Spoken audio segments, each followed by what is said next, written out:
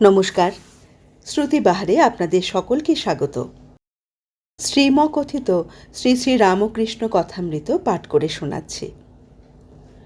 ঈশ্বর দর্শন তার কৃপা না হলে হয় না। বিজয় বলছেন, ঈশ্বর দর্শন কেমন করে হয়? ঠাকুর বলছেন, চিত্তশুদ্ধি না হলে হয় না। কামিনী কাঞ্চনে মন মলিন হয়ে আছে, মনে ময়লা পড়ে আছে। সূচ কাদা দিয়ে ঢাকা থাকলে আর চুম্বক টানে না। মাটি কাদা ধুয়ে ফেললে তখন চুম্বক টানে। মনের ময়লা তেমনি চোখের জলে ধুয়ে ফেলা যায়। হে ঈশ্বর, আর অমন করব না বলে যদি কেউ অনুতাপে কাঁদে, তাহলে ময়লাটা ধুয়ে যায়। তখন ঈশ্বররূপ চুম্বক পাথর মনরূপ সূচকে টেনে নেয়। তখন সমাধি হয়, ঈশ্বর দর্শন হয়। কিন্তু হাজার চেষ্টা করো, তার কৃপা না হলে তার দর্শন হয় না। কৃপা কি সহজে হয়? অহংকার একেবারে ত্যাগ করতে হবে।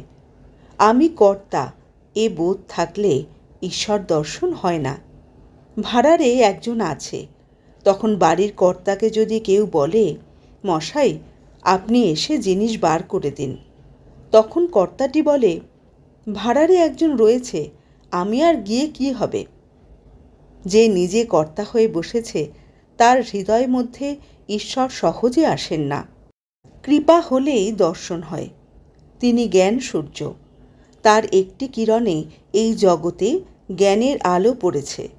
তবেই আমরা পরস্পরকে জানতে পারছি, আর জগতে কত রকম বিদ্যা অর্জন করছি।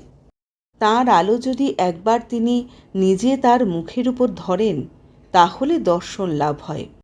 সার্জন সাহেব রাত্রে আঁধারে লণ্ঠন হাতে করে বেড়ায়। তার মুখ কেউ দেখতে পায় না, কিন্তু ওই আলোতে সে সকলের মুখ দেখতে পায়, আর সকলে পরস্পরের মুখ দেখতে পায়। যদি কেউ সার্জনকে দেখতে চায়, তাহলে তাকে প্রার্থনা করতে হয়, বলতে হয়, সাহেব কৃপা করে একবার আলোটি নিজের মুখের উপর ফিরাও, তোমাকে একবার দেখি। ঈশ্বরকে প্রার্থনা করতে হয়, ঠাকুর কৃপা করে জ্ঞানের আলো তোমার নিজের উপর একবার ধরো, আমি তোমায় দর্শন করি। ঘরে যদি আলো না জ্বলে, সেটি দারিদ্র্যের চিহ্ন। তাই হৃদয় মধ্যে জ্ঞানের আলো জ্বালতে হয়। জ্ঞানদীপ ঘরে জেলে ব্রহ্মময়ীর মুখ দেখো না। বিজয় সঙ্গে ঔষধ এনেছেন, ঠাকুরের সামনে সেবন করবেন। ঔষধ জল দিয়ে খেতে হয়। ঠাকুর জল আনিয়ে দিলেন। ঠাকুর অহেতুক কৃপা সিন্ধু। বিজয় গাড়ি ভাড়া নৌকো ভাড়া দিয়ে আসতে পারেন না। ঠাকুর মাঝে মাঝে লোক পাঠিয়ে দেন, আসতে বলেন। এবার বলরামকে পাঠিয়েছিলেন, বলরাম ভাড়া দেবেন। বলরামের সঙ্গে বিজয় এসেছেন। সন্ধ্যার সময় বিজয়, নবকুমার ও বিজয়ের অন্যান্য সঙ্গীরা বলরামের নৌকোতে আবার উঠলেন। বলরাম তাদের বাগবাজারের ঘাটে পৌঁছিয়ে দেবেন। মাস্টারও ওই নৌকোয় উঠলেন। নৌকো বাগবাজারে অন্নপূর্ণার ঘাটে এসে পৌঁছল। যখন বলরামের বাগবাজারের বাড়ির কাছে তারা পৌঁছলেন, তখন জ্যোৎস্না একটু উঠেছে। আজ শুক্লপক্ষের চতুর্থী তিথি, শীতকাল। অল্প অল্প শীত পড়েছে। ঠাকুর শ্রীরামকৃষ্ণের অমৃতপম উপদেশ স্মরণ করতে করতে ও তাঁর আনন্দমূর্তির হৃদয়ে ধারণ করে বিজয়, বলরাম ও মাস্টার ঘরে ফিরলেন। তোতাপুরীর আত্মহত্যা সংকল্প। ঠাকুর শ্রীরামকৃষ্ণ দক্ষিণেশ্বর মন্দিরে বিকেলবেলা নিজের ঘরে পশ্চিমের বারান্দায় কথা বলছেন, সঙ্গে বাবুরাম, মাস্টার, রামদয়াল ও আরও অনেকে। ডিসেম্বর মাস 1882 খ্রিস্টাব্দ। বাবুরাম, রামদয়াল ও মাস্টার আজ রাত্রে থাকবেন। বড়দিনের ছুটি হয়েছে। বাবুরাম নতুন নতুন আসছেন। শ্রীরামকৃষ্ণ ভক্তদের প্রতি বলছেন, ঈশ্বর সব করছেন, এ জ্ঞান হলে তো জীব মুক্ত। কেশব সেন শম্ভু মল্লিকের সঙ্গে এসেছিল। আমি তাকে বললুম, গাছের পাতাটি পর্যন্ত ঈশ্বরের ইচ্ছা ভিন্ন নড়ে না। স্বাধীন ইচ্ছা কোথায়? সবই ঈশ্বরাধীন। ন্যাংটা তোতাপুরি অত বড় জ্ঞানী গো, সেই জলে ডুব দেখেছিল। এখানে 11 মাস ছিল। পেটের ব্যারাম হলো। রোগের যন্ত্রণায় অস্থির হয়ে গঙ্গাতে ডুবতে গেছিল। ঘাটের কাছে অনেকটা চড়া, যত যায় হাঁটু জলের চেয়ে আর বেশি হয় না। তখন আবার বুঝে ফিরে এলো। আমার একবার খুব বাতিক বৃদ্ধি হয়েছিল, তাই গলায় ছুরি দিতে গিয়েছিলুম। তাই বলি, মা আমি যন্ত্র, তুমি যন্ত্রী, আমি রথ, তুমি রথী, যেমন চালাও তেমনি চলি, যেমন করাও তেমনি করি। ঠাকুর ঘরের মধ্যে গান হচ্ছে, ভক্তেরা গাইছেন, হৃদি বৃন্দাবনে বাস যদি করো কমলাপতি, ওহে ভক্তিপ্রিয় আমার ভক্তি হবে রাধা সতী। মুক্তি কামনা আমারই হবে বৃন্দে গোপনারী, দেহ হবে নন্দেরও পুরী, স্নেহ হবে মা যশোমতী। নন্দনবাগানে শ্রীনাথ মিত্র বন্ধুগণ সহ এসেছেন। ঠাকুর তাকে দেখে বলছেন, এই যে এর চোখ দিয়ে ভেতরটা সব দেখা যাচ্ছে।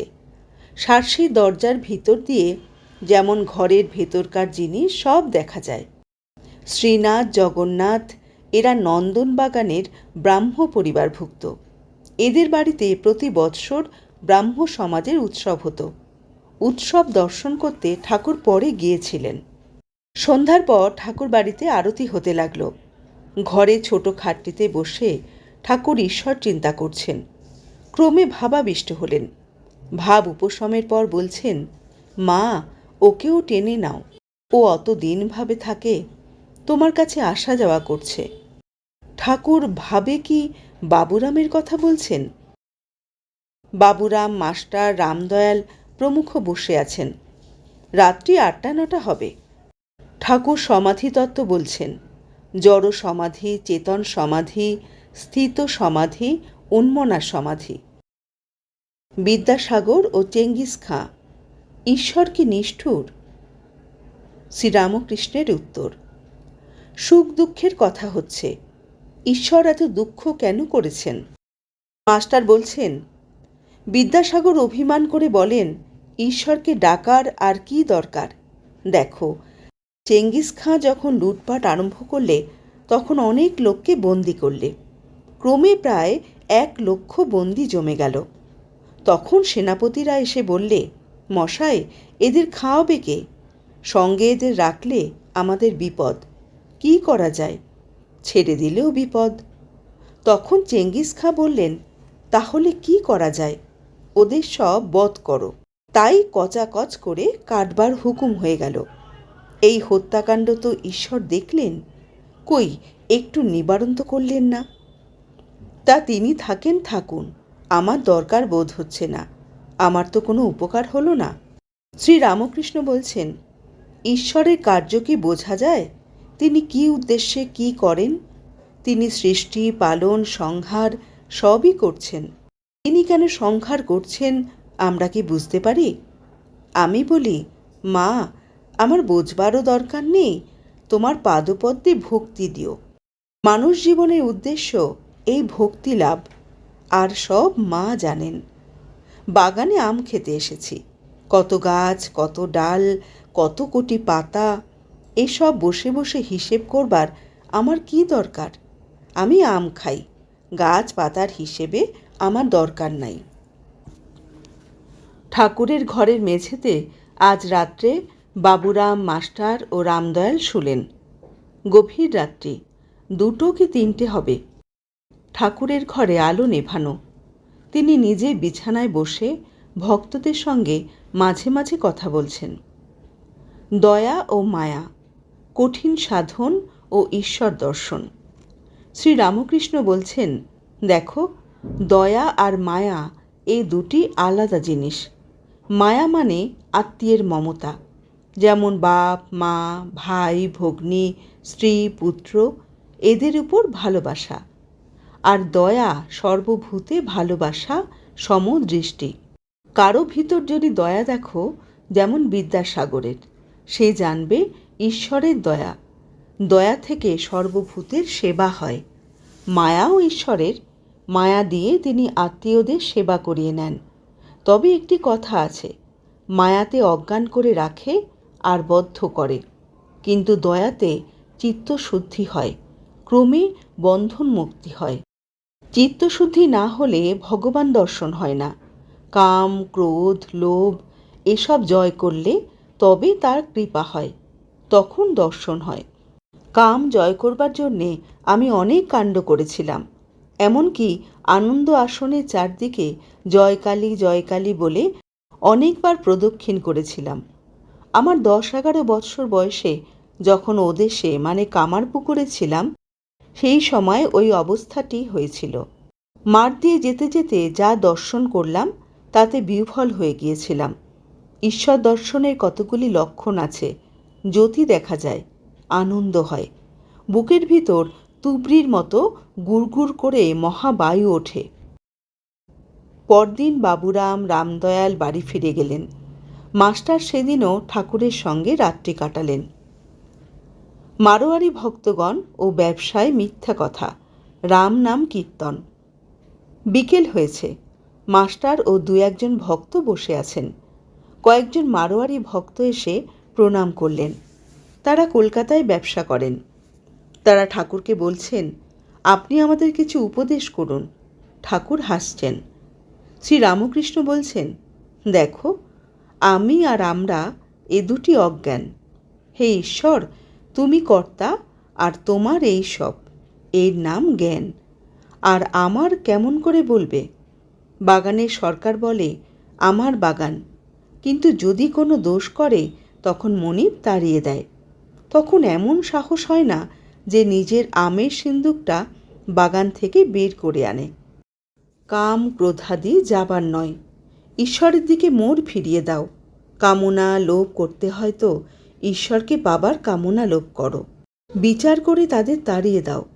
হাতি পরে কলাগাছ খেতে গেলে মাহুত অঙ্কুশ মারে।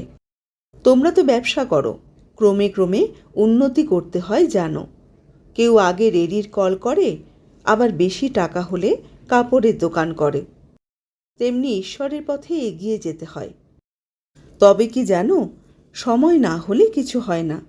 কারো কারো ভোগ কর্ম অনেক বাকি থাকে, সেজন্য দেরিতে হয়। ফোড়া কাঁচা অবস্থায় অস্ত্র করলে হিতে বিপরীত হয়। পেকে মুখ হলে তবেই ডাক্তার অস্ত্র করে। ছেলে বলেছিল, মা, আমি এখন ঘুমোই, আমার বাহ্য পেলে তখন তুমি তুলো। মা বললে, বাবা, বাহ্যেতেই তোমায় তুলবে, আমায় তুলতে হবে না। মারোয়ারি ভক্তেরা মাঝে মাঝে ঠাকুরের সেবার জন্যে মিষ্টান্নাদি আনেন, ফলাদি, তালমিছরি ইত্যাদি। তালমিছরিতে গোলাপ জলের গন্ধ। ঠাকুর কিন্তু সেই সব জিনিস প্রায় সেবা করেন না। বলেন, ওদের অনেক মিথ্যে কথা বলে টাকা রোজগার করতে হয়, তাই উপস্থিত মারোয়ারিদের কথার ছলে উপদেশ দিচ্ছেন। ঠাকুর বলছেন, দেখো, ব্যবসা করতে গেলে সত্য কথার আঁট থাকে না। ব্যবসায় তেজি মন্দি আছে। নানকের গল্পে আছে যে তিনি বললেন, অসাধু দ্রব্য ভোজন করতে গিয়ে দেখলুম যে সেসব রক্তমাখা হয়ে গেছে। সাধুদের শুদ্ধ জিনিস দিতে হয়, মিথ্যে উপায়ে রোজগার করা জিনিস দিতে নেই। সত্য পথে ঈশ্বরকে পাওয়া যায়, সর্বদা তার নাম করতে হয়। কাজের সময় মনটা তার কাছে ফেলে রাখতে হয়। যেমন আমার পিঠে ফোড়া হয়েছে, সব কাজ করছি, কিন্তু মন ফোড়ার দিকেই রয়েছে। রাম নাম করা বেশ, যে রাম দশরথের ছেলে, আবার জগৎ সৃষ্টি করেছেন, আর সর্বভূতে আছেন, আর অতি নিকটে আছেন, অন্তরে বাহিরে। ওহি রাম দশরথ কি বেটা, ওহি রাম ঘট ঘট মে লেটা, ওহি রাম জগৎ পসেরা, ওহি রাম সবসে নিয়ারা। আজ এই পর্যন্তই থাক। পরের পর্ব নিয়ে খুব তাড়াতাড়ি ফিরে আসব। ভালো থাকবেন সবাই।